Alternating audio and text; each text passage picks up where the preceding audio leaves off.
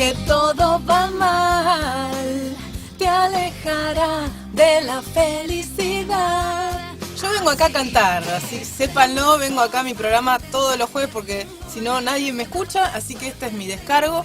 Vengo acá a cantar un poquito en cada comienzo de bloque. Buenas tardes a todos, bienvenidos un jueves más. Esto es Convivencia 3.0, el programa que desafía nuestra capacidad de incluir. Mi nombre es Mae Pérez Manoilef, porque no lo digo nunca, ya que está lo digo hoy. Y de paso también le mando un saludo a la Academia de Canto de Sebastián Mellino, que me aguantan todas las semanas y para que yo venga acá todos los jueves a cantar 10 segundos por bloque. Bueno, les cuento que nuestras vías de comunicación para todos aquellos que se quieren contactar con nosotros son en Facebook, Convivencia 3.0 Radio. En Twitter estamos en @convivenciar. Nos pueden también mandar un email a convivenciar@gmail o gmail.com. Y nuestro teléfono, nuestra línea directa es el 4899-1647. 4899-1647. Hoy tenemos una invitada de lujo, así que si quieren ir haciendo comentarios o mandarnos mensajes por cualquiera de esas vías, nosotros los vamos a estar leyendo. Bueno, ¿qué les parece si hablando de entrevistada de lujo ya se las presento y está aquí conmigo para los que están viendo por YouTube, porque saben que esto se está transmitiendo en vivo por YouTube? Aquí está enfrente mío. Ella es Beatriz Pellizzari. Ahora le vamos a preguntar, ¿Pellizzari o Pellizzari? Pellizzari. Pellizzari, bien dicho entonces. Ella es, yo les diría, un referente hace muchísimos años del tema de inclusión de personas con discapacidad y ha hecho un montón de trabajo al respecto. A pesar de su corta edad, por supuesto, ¿no es cierto, Beatriz? Más o menos. Ella es emprendedora social. Bea nació en Uruguay y se instaló en Buenos Aires desde el año 1983. Desde 2010 es argentina por opción, muy bien.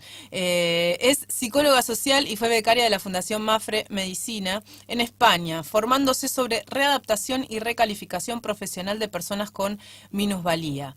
Es fellow de Ashoka desde 1999, esta red mundial de emprendedores sociales, y fellow del Professional Program on International Leadership, Employment and Disability, que se lee I-LEAD, ¿no? Mobility International de Estados Unidos, en la ciudad de Oregon, allí en el país del norte.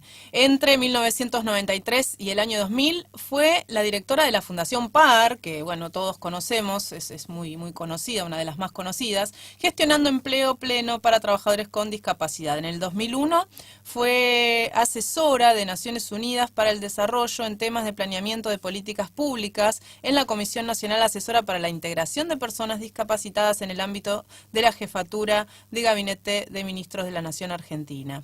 En el 2002 fundó La Usina, quienes ya estuvieron aquí, sería parte de tu equipo seguramente, tus sucesores, diría yo. Y en el 2008 creó la empresa social Redactivos, de la cual también estuvimos hablando aquí en el programa. Fue oradora de la conferencia TEDx en Buenos Aires, que la escuché, muy interesante, Beatriz, y recibió numerosas distinciones, entre ellas el Premio en Derechos Humanos que le otorgó la Organización Internacional, no sé cómo se lee esto, B'nai B'rith.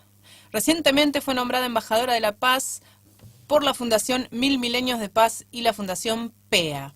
En 2014, ya más cerca de nuestro momento aquí, Bea tomó la decisión de dejar la dirección de la usina para seguir alimentando su pasión por el tema de la discapacidad, porque no puede se cansa. No sé si se cansa, pero dice, bueno, ya hice esto, ahora quiero hacer otra cosa. Me parece que viene por ahí la mano, ahora le preguntamos, pero ella tomó la decisión entonces de dejar la dirección de la usina para seguir alimentando su pasión por el tema discapacidad y acaba de lanzar la iniciativa Libertate, empresa social de inclusión. ¡Wow, Beatriz! ¡Wow!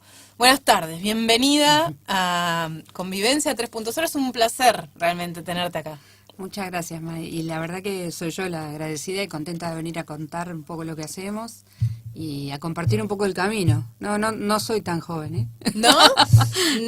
No sé. Pero bueno, llevo media vida dedicada a esto y parece que no, pero bueno, el tiempo va pasando. Lo que pasa es que no me aburro con lo que hago y hay mucho más para hacer. ¿Querés más? No, siempre querés por más. suerte Está no muy para bien. mí, ¿no? a ver, creo que la causa todavía tiene muchos pendientes y en esa dirección cada tanto está bueno, digamos, barajar y dar de nuevo y ver dónde querés hacer una contribución, Claro. ¿no? Sos una Porque, hacedora constante. sí, tengo unos amigos que dicen que soy emprendedora serial. Exacto, yo te iba a decir, acá dice emprendedora social, lo primero que leí de vos, pero en realidad no es social, es serial. Suena feo. Te iba a decir justo eso. No, es un término que yo lo he escuchado mucho, así que no. ¿Ah, sí? Suena, Bueno, me suena deja más bien, tranquila. suena bien. Sí, hay a los emprendedores, digamos, en el ámbito de los negocios que hacen un emprendimiento tras de otro, se los llama emprendedores seriales también, así que. Sí, me tomo mis tiempos, O ¿eh? emprendedora, mira, ¿qué tal emprendedora social serial? Sí, too much, digamos. Está Pero bien, bueno, está bien, en está bien, realidad me gusta. me tomo unos tiempos. Yo trabajé 7 años en Fundación Par y bueno, entre la fundación de la usina y redactivos y demás, acabo de dejar de 13 años de cerrar ese ciclo, ¿no? Y bueno, me parece que creo que ahora cuando comentabas esto, las decisiones de salida siempre tienen que ver con comprender que tu contribución ya llegó a un punto y se cumplió un ciclo. Claro. No solo para mí, adentro de mi cabeza y mi corazón, sino también para la organización, y que la organización siempre nos tiene que trascender, porque yo nunca sentí que la organización es mía. La organización es un camino para determinadas cuestiones, pero Sí. yo trabajo para la causa, y hoy la organización es Libertate, y no sé qué va a pasar dentro de unos años. Es decir, siempre es poder mirar dónde vos podés hacer una contribución en el problema que estás identificando, ¿no? Ujú. Así Sí. que... Seguís abriendo puertas. Sí. Son puertas que vas Sí. abriendo, ¿no? Cuando viste que Sí, está abierta, que la gente está totalmente. ahí tranquila, sentada, Y que ahí ya están haciendo... abrís otra. Sí, como ves que ya el equipo funciona perfectamente sin tu presencia, ya es tiempo de ir. Qué de lindo. irse, ¿no? Sí, está Sí. muy bien porque aparte Sí. ahora con Libertate estás Sí. explorando nuevas cosas y Sí. ya vamos a hablar de eso, pero quería remontarme un poquito a tu historia. Naciste en Uruguay. Nací en Montevideo, sí, y viví ahí hasta que me vine acá en el 83. Así que lo que pasa es que nunca me imaginé que me iba a dedicar a esto. Claro, Antes ¿cómo, trabajé en a empresas raíz de privadas. qué viviste, a raíz de qué viniste a Uruguay? Desde Bueno, en Uruguay. realidad yo salí en un año muy difícil, donde... 83, ¿no? Sí, todavía Uruguay estaba recién peleando por la vuelta a la democracia. Y para que te des una idea de mis colegas, de compañeros de estudio, no habemos ninguno en Uruguay. Todos emigramos. Fue un año donde, viste, había unos carteles en el aeropuerto que decía el último que se vaya que apague la luz. Fueron épocas muy difíciles. Entonces tenía la opción de irme a Barcelona o venir acá, porque tenía gente amiga de los dos lados. Y decidí venirme acá porque tenía miedo de extrañar demasiado a mi familia, porque me vine para acá sola. Claro. Y saltaste el charco. Sí, y nunca me arrepentí, jamás. La Claro. verdad que yo tuve un año que volví a Uruguay en el 89 y ya ahí no me adecué y me volví. O sea, probé volver al país, pero no me adecué porque uno de los motivos era este, ¿no? Mis amistades ya no están ahí. ¿De qué Así parte que de tengo Uruguay? de Montevideo. Ah, de Montevideo. Así que tengo amigos por todos lados, desparramados por todo el mundo. Y esto del Facebook es genial porque te encontrás con todo el mundo, los de la primaria, los de la secundaria, por todos lados. Es cierto. Andamos desparramados por los países más increíbles. Sí, pero sí. ese es uno de los temas que, para que te dé una idea, Uruguay tiene 19 departamentos como provincias y una más que es la D20, que es la diáspora. ¿Sí? Y habemos más personas afuera que adentro del país prácticamente. ¿Ah, sí? Sí. No sabía. Entonces, son tantas, bueno, todavía ¿no? estamos tratando de que las personas de Uruguay en el exterior recobren el derecho a voto consular, porque eso fue quitado por la dictadura y nunca más volvió.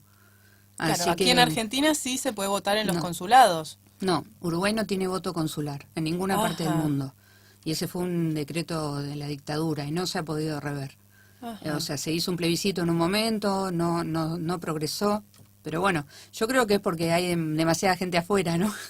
Claro, Así demasiada que, influencia sobre la Sí, votación, ¿no? sí, Para sí. alguien que no está Totalmente. residiendo en el país. Creo Ujú. que sí, es Sí. real eso, es posible, muy posible. Así que bueno, nada, me vine para acá y siempre como que, a ver, Argentina me adoptó y yo adopté a Argentina y siempre tenía pendiente el asunto de la nacionalidad. Entonces, como yo tengo militancia frente amplista y Y resulta que me dije a mí misma, bueno, cuando el Frente Amplio sea gobierno nacional, me voy a nacionalizar Argentina, porque mi contribución ya está. Y pasó el primer periodo y resulta que, bueno, empecé a cocinarlo, porque es una decisión realmente, ¿no? Sí. Y bueno, y cuando llegó la segunda oportunidad de presidencia, dije, listo, ya está. Y así que, bueno, hice la nacionalidad. Y estoy muy contenta y muy orgullosa, y tuve esa ceremonia de jurar, y bandera, y juez, y familia, y todo fue muy emotivo. ¿Tuviste que estudiar algo? No, estudiar no, pero fue una ceremonia muy emotiva. Ajá. Y te cuento una anécdota porque es muy loco, increíble. El juez me toma juramento, me dice, bueno, por la Constitución o por la Biblia, no, yo por la Constitución, que yo me toma juramento, todo bárbaro, y cuando termina la ceremonia me dice, estuve viendo que usted trabaja en el tema de discapacidad. Sí, doctor, le digo yo, bueno, la verdad que son muchos años, en fin. Bueno, dice, saca una tarjeta y me dice, lo que necesite, dice, porque yo tengo un hermano con síndrome de Down. No lo podíamos creer, ¿viste? Mi familia que estaba conmigo no lo podíamos creer, pero bueno, así es de capilar la temática que nos que nos reúne hoy, ¿no? Que nos convoca. Sí, sí, hay unas cifras que estuve leyendo y que también creo que vos un poco las mencionás en tu charla TEDx, que realmente, como decías antes, demuestra que si bien se ha hecho un montón de trabajo, hay mucho trabajo por hacer Todavía. realmente. Y bueno, vamos a seguir hablando de esto en un segundito, porque tenemos una pequeña tanda, ¿te parece? Y enseguida volvemos con más Convivencia 3.0. Con mucho gusto. 93. Será mejor que volvamos aquí al aire, por supuesto. Estamos aquí con Beatriz Pellizzari, emprendedora social serial. Ya te bauticé. Me gustó las dos cosas. Social, serial. Es así. Referente en tema de discapacidad. Realmente hemos entrevistado a muchas personas y sabelo, y ya lo sabés seguramente, pero muchos nos refieren sí, porque vea Pellizzari, porque vea Pellizzari. Son muchos años y tampoco, digamos, el mercado del país es tan grande, sobre todo de los que están en este tema hace tanto tiempo, entonces todo el mundo te conoce, Bea, y sinceramente es un placer que estés acá con nosotros. Te quería preguntar, vos tenés, ¿cuál fue tu motor para meterte en estos temas, ¿no? De discapacidad? Sé que tuviste un accidente cuando eras muy jovencita. ¿Fue eso específicamente? ¿Vos ya tenías una inquietud social? ¿Cómo lo ves a la distancia? ¿Fue eso un disparador o realmente vos tenías eso ya dentro tuyo? Desde antes, ¿no? Bueno, yo creo que eso viene con la educación para empezar, porque yo me crié en una familia socialista donde siempre la vida para nosotros ha sido en comunidad, ¿no? Y eso estuvo para mí siempre atravesando mi vida de participación, digamos, ya sea en la escuela o en el colegio, secundario, donde fuera. Y uno ya va sabiendo que la cosa es con otro, ¿no? Lo que ocurre que sí, que en realidad tuve un episodio y nunca me imaginé que luego iba a poder como aunar un montón de cuestiones para dedicarme a lo que me dedico, pero sí, cuando tenía 17 años me atropelló un micro de larga distancia. En un accidente yendo en un auto? No, estaba con mi novio en ese momento, detenidos para cruzar una ruta, parados, en moto. Y bueno, nada, el hombre no nos vio y nos embistió en una ruta que une la frontera con Brasil y Piriápolis, en la ruta que va de Montevideo a Punta del Este, ahí en una cosa que se llama el Trébol. Estábamos de vacaciones y bueno, nos embistió a los dos y él murió y yo estuve, bueno, toda rota. La realidad es que tenía 17 años en ese momento, a los pocos meses cumplí 18 y estaba en coma, estuve 2 veces en coma.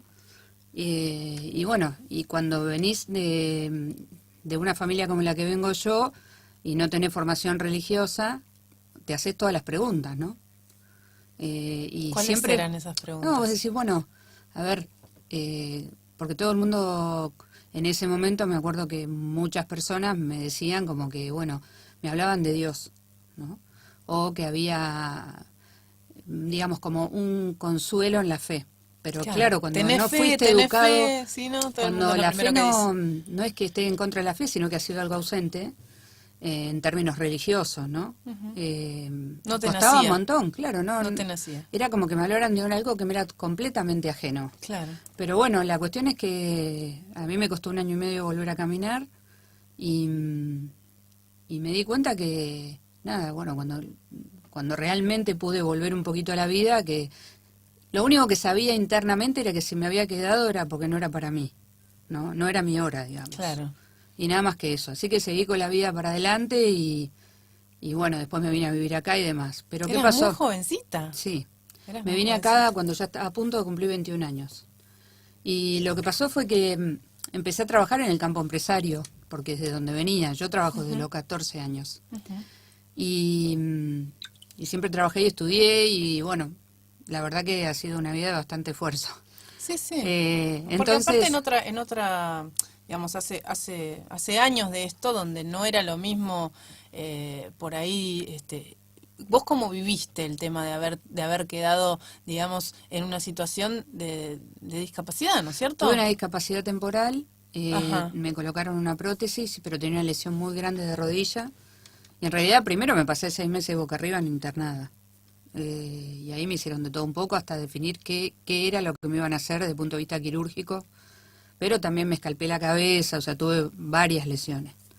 Así que saliendo del riesgo de vida, después todo lo demás era un pronóstico medio incierto. De hecho, en parte de este proceso, los médicos le dijeron a mi madre que me tenían que amputar la pierna derecha y mi madre firmó una orden de amputación y me salvó la radio, porque un médico amigo de la familia, traumatólogo, escuchó el accidente por radio. Ujú.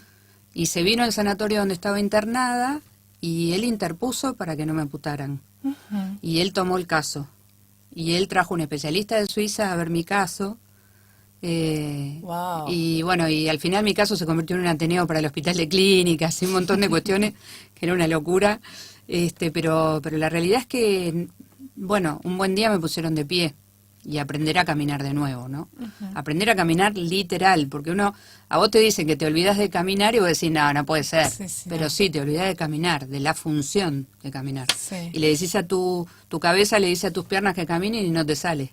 Entonces, bueno, me llevó un tiempo muy largo recuperar todo eso. Ujú. Pero ni bien pude dejar las muletas y empecé con bastones canadienses, pedí la baja médica, porque estaba con licencia médica por el trabajo, Ujú. y para volver a trabajar, porque para mí siempre el trabajo fue, como lo es para todos, ¿no? Un ordenador en la vida y también un espacio de pertenencia a otros grupos que son necesarios para mejorar tu autoestima, tu autonomía. Claro. Bueno, ¿Nunca te caíste? sí me ¿Nunca? caí.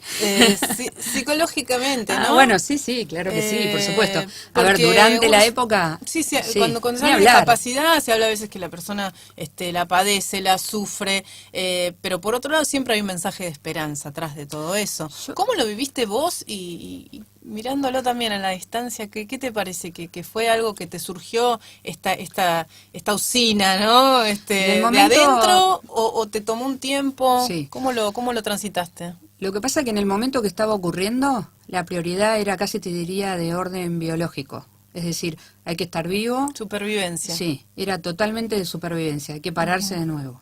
O sea, internamente yo también pensaba en eso, ¿no? Y mi propia familia, que estaba piloteando esto que había sido muy impactante para todos, lo llevaba de la misma manera. O sea, el foco estaba puesto en hay que volver a caminar, Ujú. ¿no? Hay que sanar la parte médica, bueno. Pero muy focalizados, Sí, eso es importantísimo.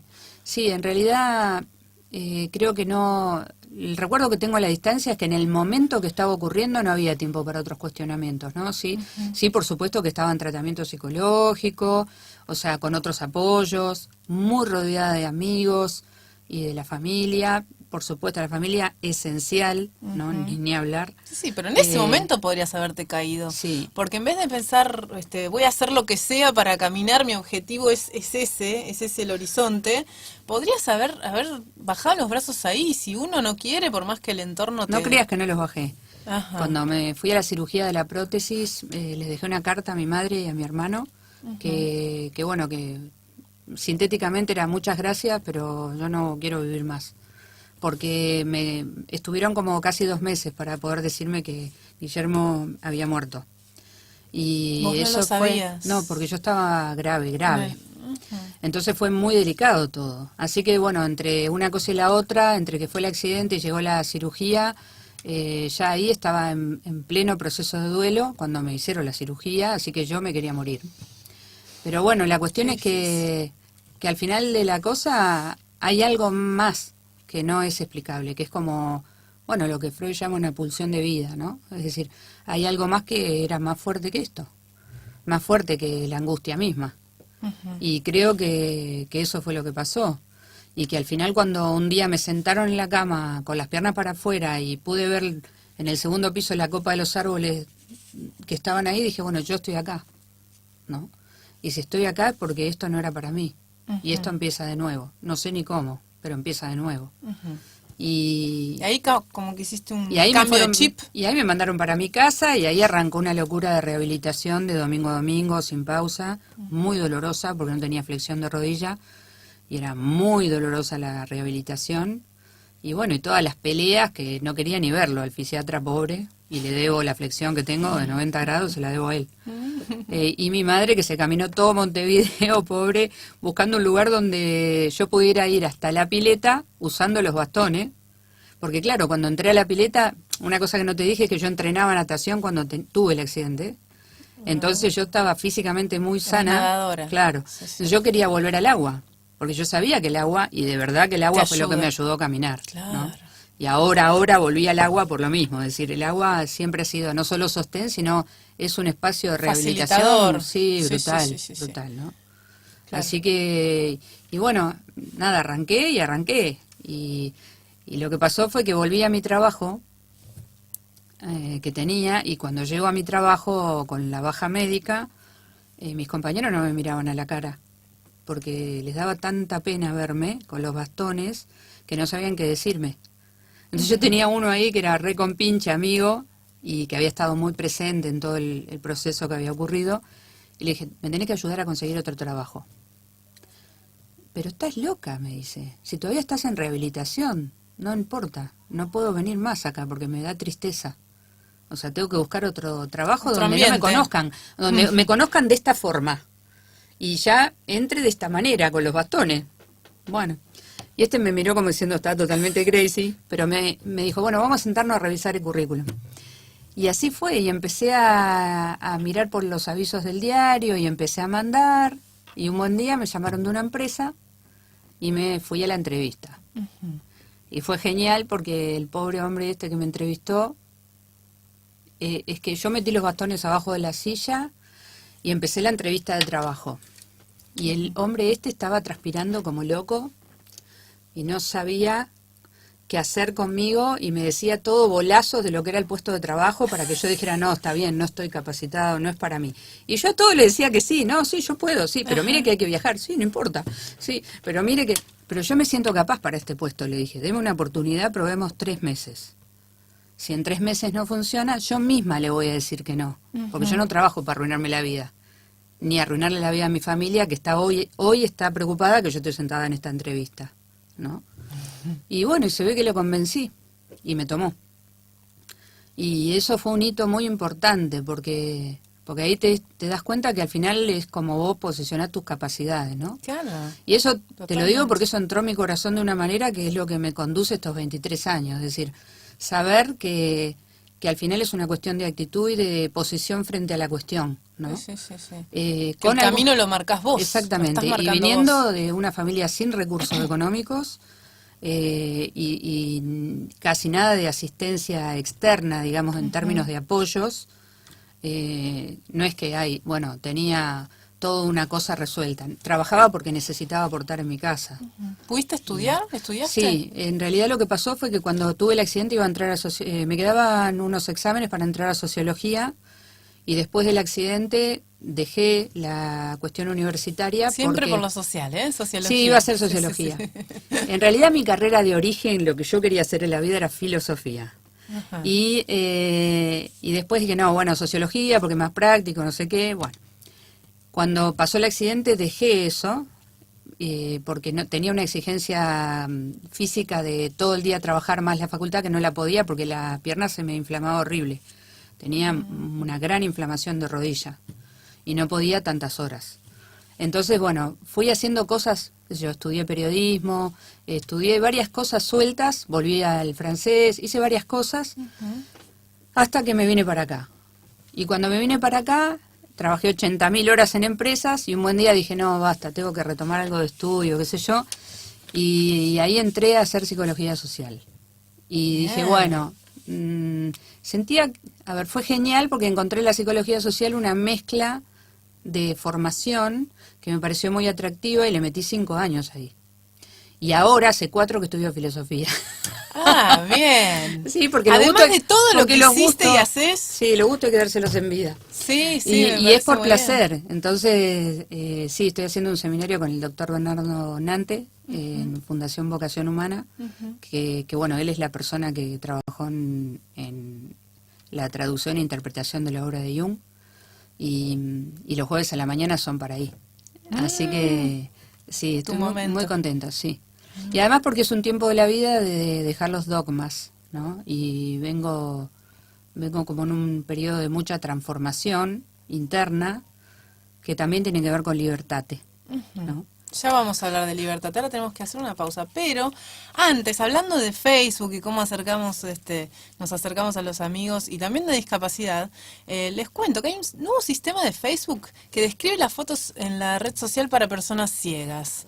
Está buenísimo, ¿no? La firma que todos conocemos muy bien, Facebook, lanzó este lunes un nuevo sistema automático de texto impulsado por inteligencia artificial que describe las fotografías en la red social a personas ciegas. Podrán escuchar una lista de los objetos que contienen las fotografías que comparten sus amigos a medida que navegan por el muro de la red social. El sistema, que estará disponible inicialmente en inglés y para dispositivos con el sistema operativo iOS de Apple, describe, por ejemplo, a un usuario con discapacidad visual de Facebook que un amigo suyo ha compartido una imagen en la que se pueden ver árboles y el cielo, otra en la que hay una pizza y una tercera en la que hay 3 personas sonriendo y llevan puestas gafas de sol. Esas fueron algunas de las imágenes que mostró este lunes durante una demostración en la sede central de Facebook en Estados Unidos, Matt King, un ingeniero ciego que trabaja para la red social y que quiere facilitar el acceso a Facebook a personas con discapacidad como él. King, un ingeniero y 3 veces campeón olímpico en paraciclismo en tándem, perdió la visión en 1985 cuando era estudiante de la Universidad de Notre Dame.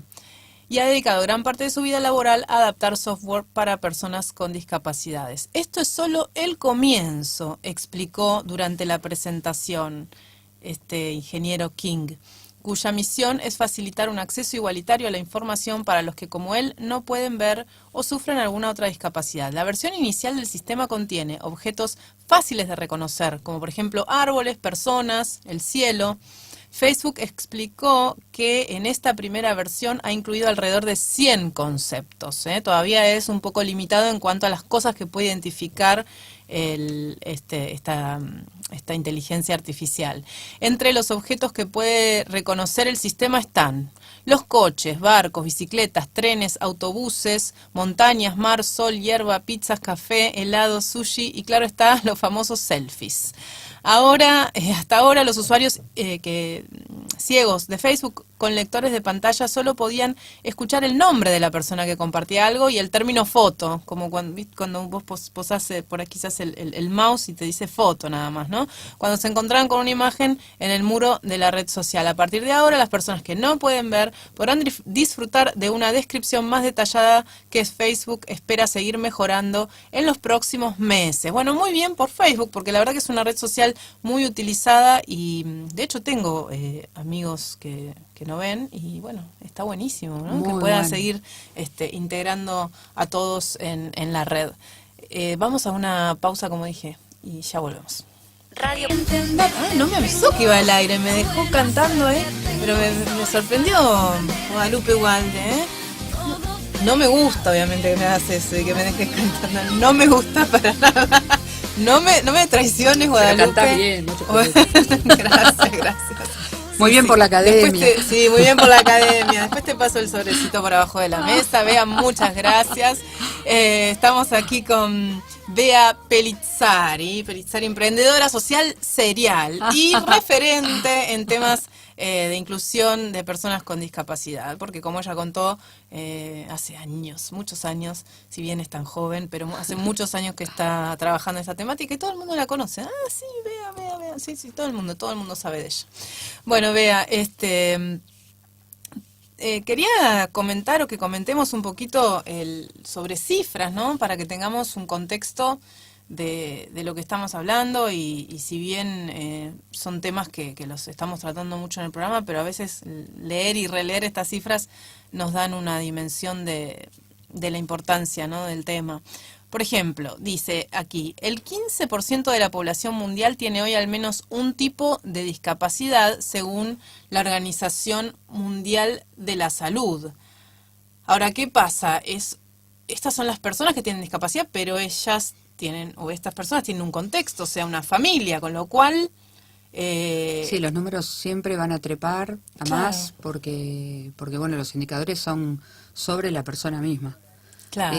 La cuestión es que, y algunos aditivos, ¿no? Es decir, estaba conversando en una reunión a fines del año pasado en Chile con el vicepresidente del Banco Mundial y me decía, bueno, América Latina tiene otro agregado y es que para el 2030 va a triplicar la población mayor de 65 años que, digamos, es potencial portadora de deficiencia solo por envejecimiento, ¿no? Claro.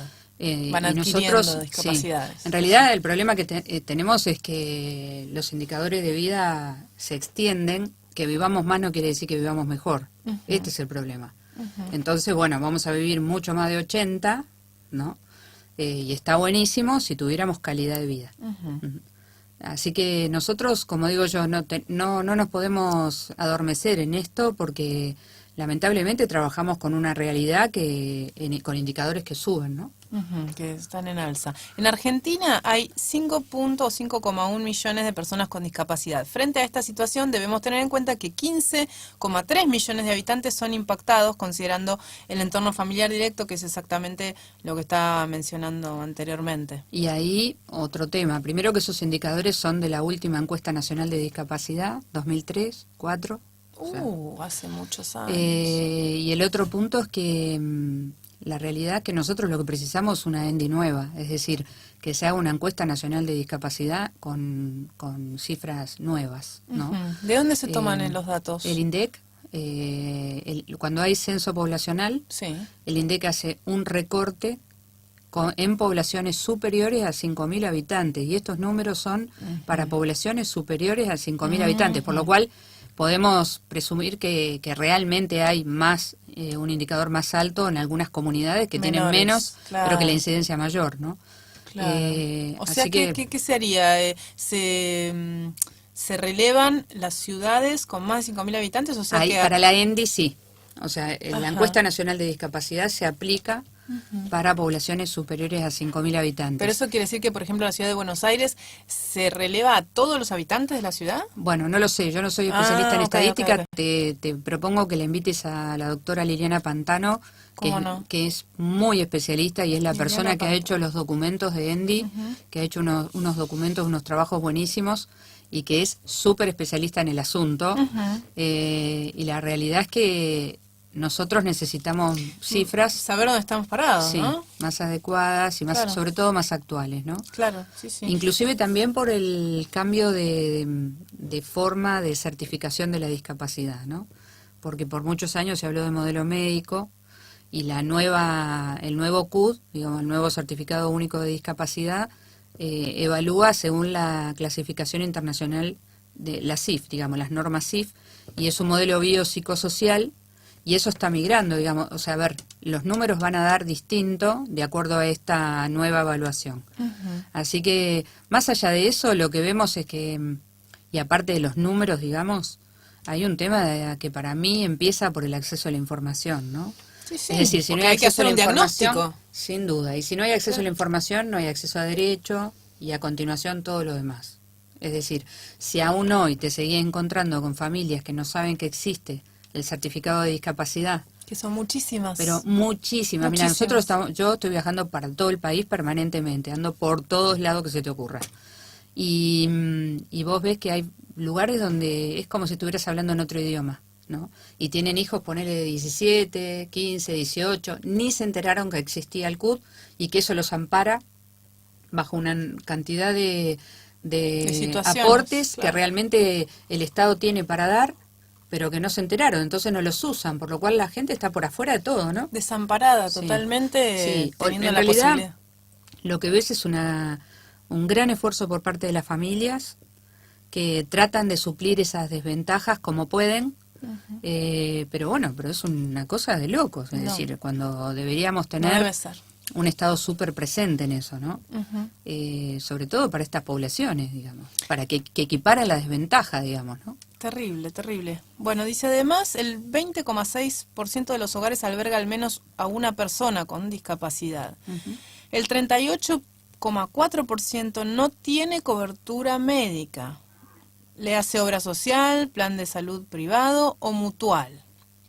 Esto, bueno, en teoría, como decías vos, el tema es que no tienen el certificado, pero si uno tuviera un certificado, si la persona tuviera un certificado de discapacidad, podría ir a Tenés que tener cualquier cobertura. lugar, ¿no? Tanto Sí, la ley público nacional, como privado. Sí, la ley nacional te tiene que cubrir. Claro. O sea, de todas maneras, lo que también sabes en lo cotidiano es que muchas personas tienen que litigar para que sus coberturas le den lo que necesitan.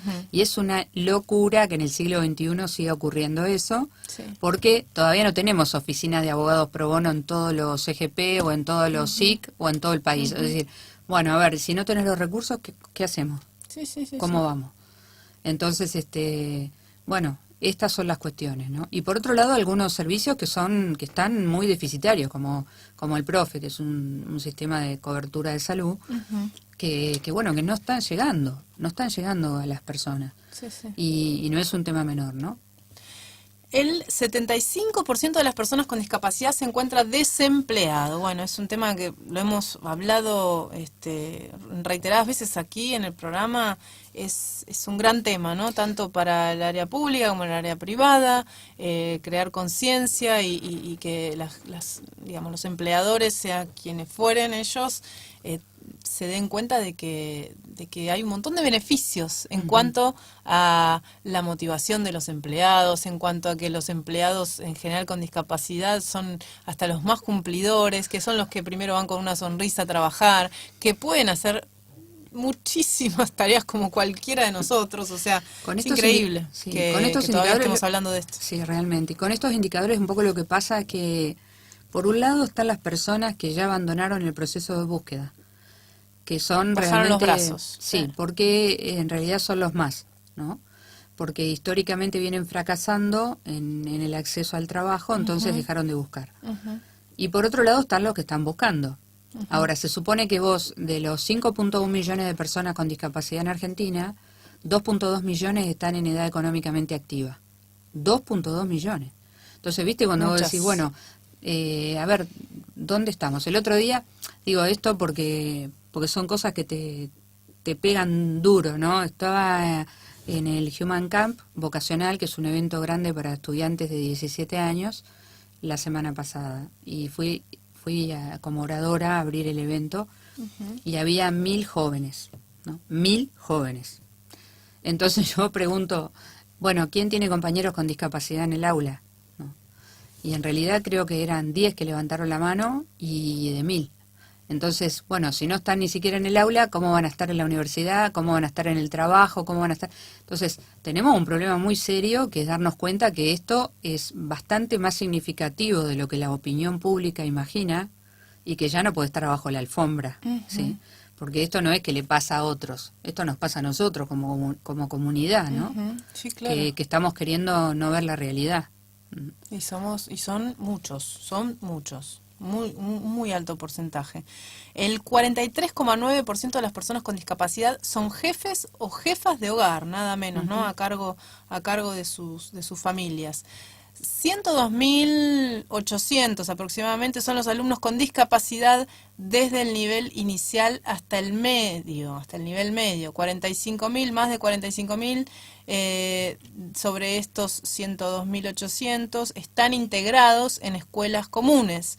De los que estudian, solo un 7% alcanza el nivel terciario o universitario, y volvemos a lo que dijiste antes, cómo después van a integrarse laboralmente si no tienen formación, si en definitiva Sí. terminan yendo, no sé, a una panadería a hacer Sí.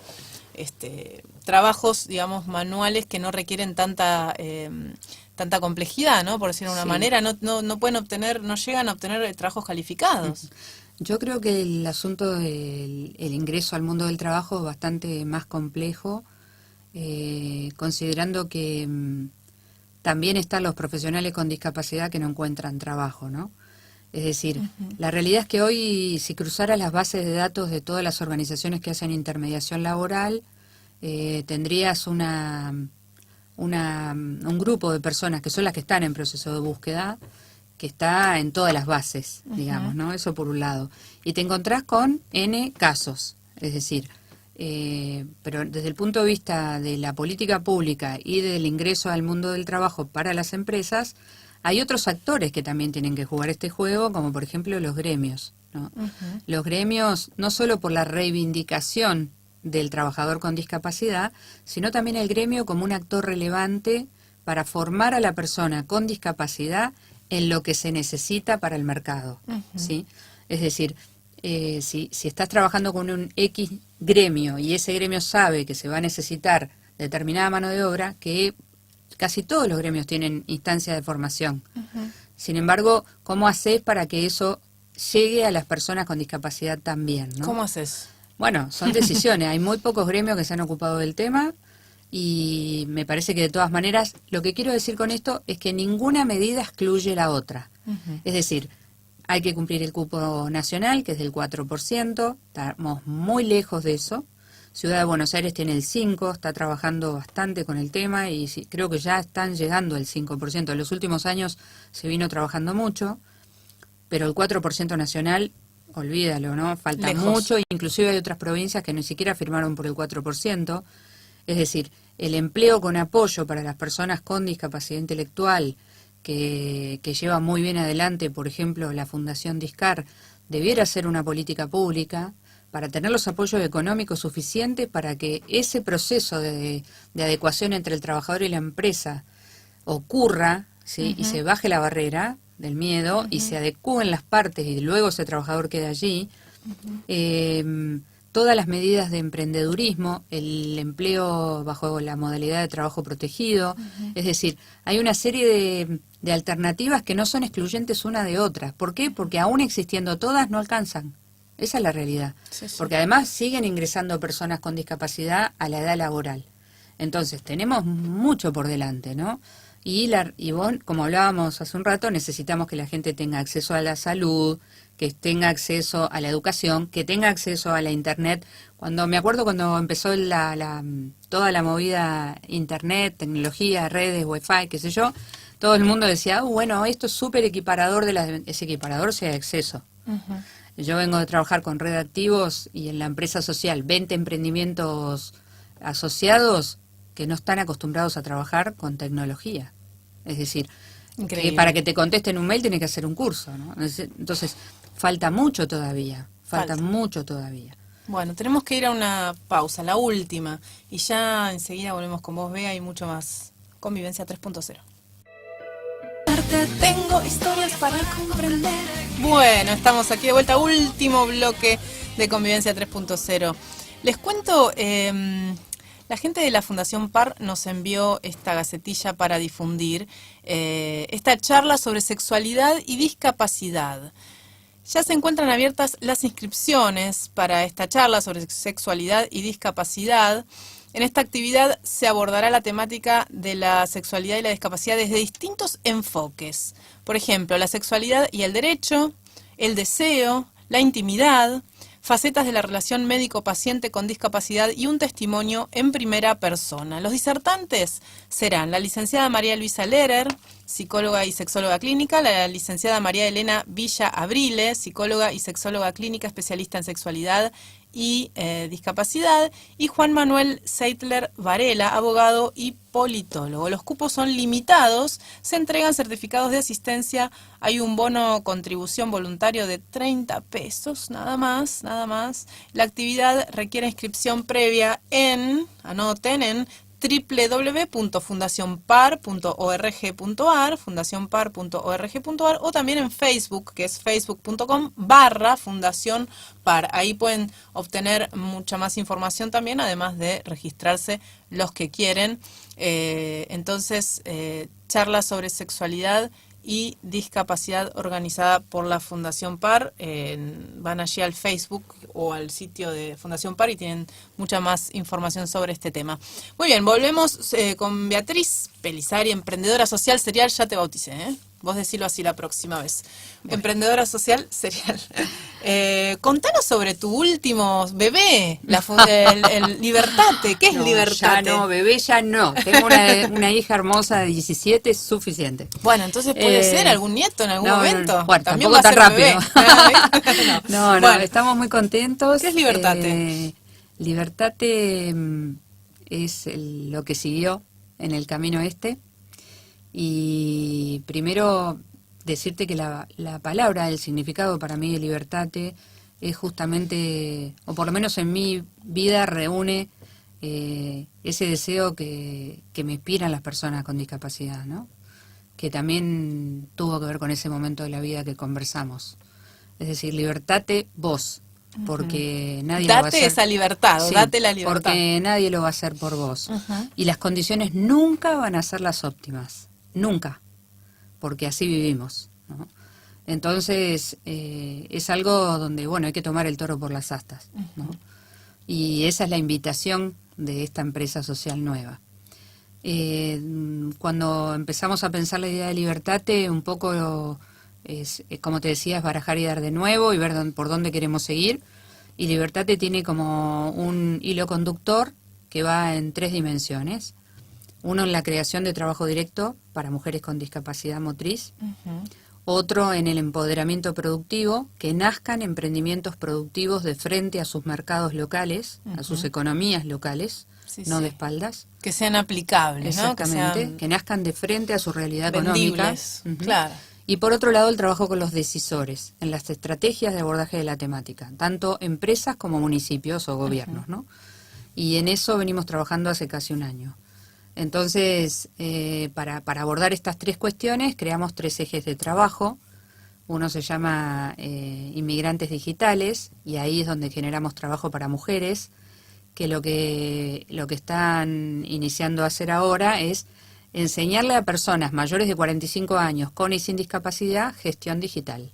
Gestión digital es aprender a usar tu home banking y simplificar tu vida, o aprender a hacer e-commerce, o aprender cómo potencias tu herramienta de trabajo en Internet, donde te subís a promover lo que sabes hacer. O sea, gestión digital. No te conviertas en experto de Word, de Excel y nada de eso, no hacemos eso. Lo que hacemos es asociarnos con empresas que tienen identificado un problema por la falta de capacidad de estas poblaciones mayores de 45 para usar esos recursos. Y ahí van las inmigrantes, las instructoras, para apoyar estos segmentos.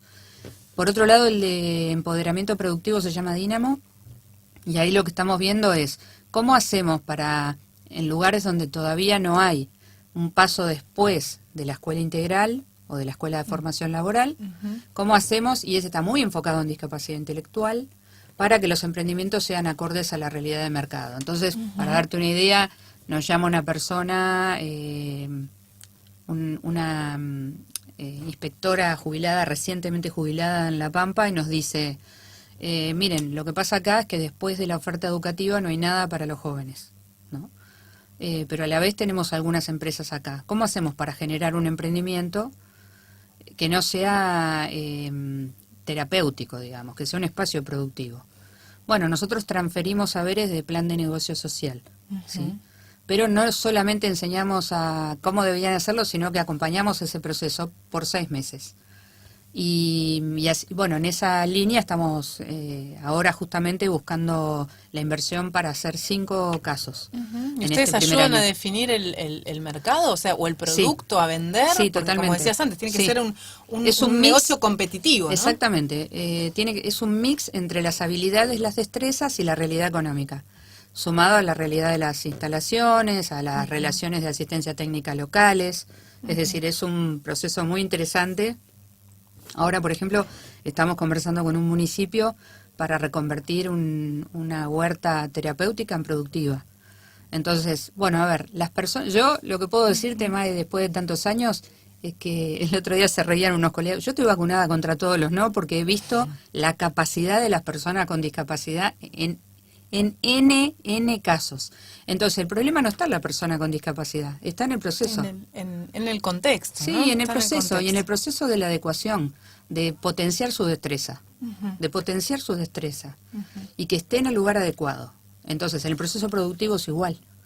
Pero la realidad es que no podemos seguir creando emprendimientos que hagan lo que los líderes del emprendimiento creen que los jóvenes pueden hacer, y en Claro, realidad eso luego no tiene a dónde ir, no tiene salida. no tiene Sí, salida, sí, sí, sí, porque sí. es hundir el emprendimiento del día cero. Tal Entonces cual. vamos en ese proceso de empoderamiento productivo justamente, ¿no? Muy buen enfoque, sí, sí. Sí, y Y en además la porque estamos convencidos que funciona. Y la tercera es hablar con los decisores. No ejecutar, no ejecutamos, sino que nosotros tomamos, por ejemplo, estamos trabajando con empresas y lo que hacemos es un diagnóstico y transversalizamos la temática a todas las unidades de negocio de la empresa. Ujú, Porque en general las empresas por ahí solo piensan que pueden contratar trabajadores, o solo piensan que pueden hacer filantropía, o solo piensan, bueno, ujú. las empresas pueden hacer N cosas involucrando Todo esta eso al mismo temática. tiempo, en ese Sí, orden. todo al mismo tiempo y con distintos niveles de jerarquía si es que lo quieren.